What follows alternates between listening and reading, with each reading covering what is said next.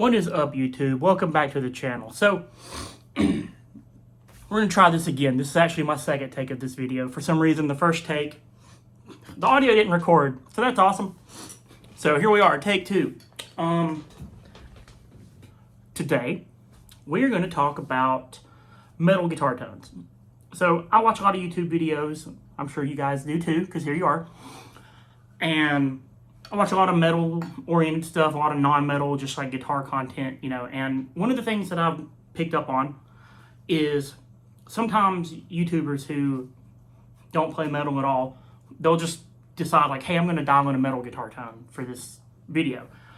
And they're usually pretty bad. Not trying to be that guy, not trying to sling any shade or anything, but they don't know how to dial in a metal tone. It's usually pretty bad. So I figured I would make a video about some tips of what not to do.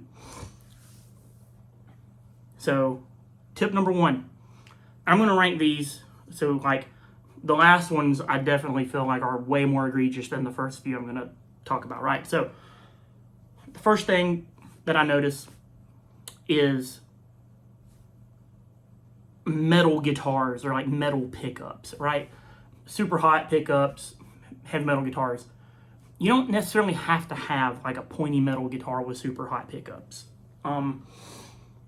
You know, I'm in a metalcore band, and these are the kind of guitars I play, right? And I've seen guys in like deathcore bands using like Tellys with single coils, right?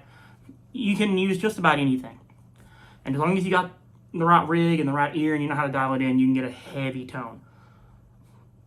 Those guitars look cool, and they look the part for sure, but one of the benefits of using low output pickups for heavier music is with a lot of your modern amps, you know, like 5150s, Ingles, Diesels, like that kind of stuff, right? You just don't need the output from the guitar. The amp has like tons of gain on it already, and if you just run a super high output pickup into the front of that amp, it can like over compress, it can get kind of like muddy sounding, right? The lower output pickups are going to be more articulate, cleaner sounding, like, you know, more note definition, all that kind of stuff. So if you're using an older amp that maybe doesn't have as much gain, you know, you're using like an old Marshall or an Orange or something, you might want a higher output pickup. And that's what I do. I put higher output pickups in my Les Pauls to hit, you know, my old amps with and really push them. So that's another approach you can take to it. But if you're using a modern amp, you really don't have to have super high output pickups. Number two, and I run into this personally in studios, string gauges and using the wrong string gauge. I get it. No one wants to play bridge cables. You want, you know, the easiest, slinkiest strings you can play, right? But there are certain like techniques in metal that just don't lend themselves well to having thin strings. If you're doing a lot of like this kind of stuff, if you're doing a lot of that kind of stuff, the thin strings, they just flop. They go sharp when you hit them. They go wow, and then they come back down to the pitch. And you can't be as articulate with your pick technique because the string isn't staying in place. You're not getting a good bounce off the string with your pick. Strings just flopping around everywhere, right? Especially if you're down tuning, if you're going down to drop C or drop B or something like that, and you're using nines, right? You're gonna have a bad time. So I'm not saying you got to go out and find some tow cables to put on there, some piano strings, right? You ain't got to be crazy and do that. But you know, going up a string gauge or so might help you if you're gonna try to get into some more like percussive picking techniques and stuff like that. Might really help your intonation and your tuning and that kind of thing. So don't be afraid, you know, to go up to 11s or something like that. Number three. Look, I like Metallica. Everybody likes Metallica. Everybody likes James Hetfield. But you don't have to down pick everything. You just don't have to. You really don't. Work on that alternate picking. Work on that alternate picking. Right? Learn how to grab notes with the upstrokes. Right? I promise you, it will make your playing a lot better. It'll make your playing a lot tighter. I mean, yeah, you can just like caveman down pick everything, but like nah, to me, that's not it. That's not it. I want a little more diversified right hand technique than just like down picking everything I play, right? Gives you a lot more versatility. Honestly, I think it sounds better too. I think a lot of people really try to force the down picking thing, and it's hard for them to stay in time. It's hard for them to keep tempo.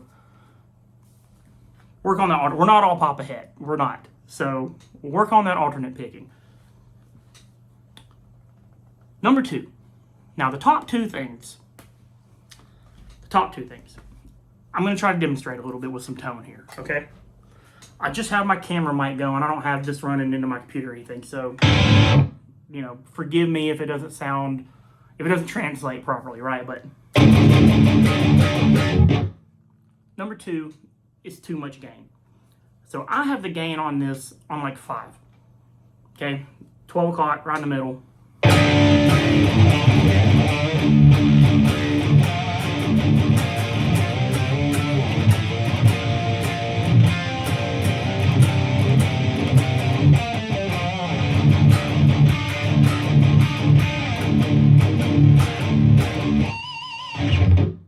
Right?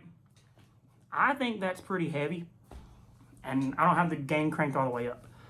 You don't have to do it. You don't have to overdo it with the gain. Just like we were talking about with the Superhot Pickups. If you got a modern amp, if you're playing through like a 5150 or a Mesa Dual-Rec or something like that, they got tons of gain. Okay? You don't have to put that thing on 10. It's just going to make your sound muddy. It's just really going to, really overly compress your sound. You're not going to get any note articulation. You're just going to get a bunch of hiss and fizz and stuff like that. And the amp's going to be noisy. So don't overdo it with the gain. That's the thing I see I see that in a lot of the YouTube videos, especially combined with number 1, which is don't scoop the mids. Stop it. Stop scooping your mids out, okay? I know when we were kids, you got an amp and you plugged your guitar into the amp and you turned the gain all the way up and you turned the mids all the way down. And you were like, yes, this sounds awesome. And then when you actually started jamming with some friends or you started a band, you went to practice and you couldn't hear anything you were doing. You were getting totally washed out by the drums and the bass and the vocals and everything else. The guitar is a mid-range instrument. It needs mids. If you want any kind of note articulation, especially if you're doing anything other than just bar chords, if you're doing anything like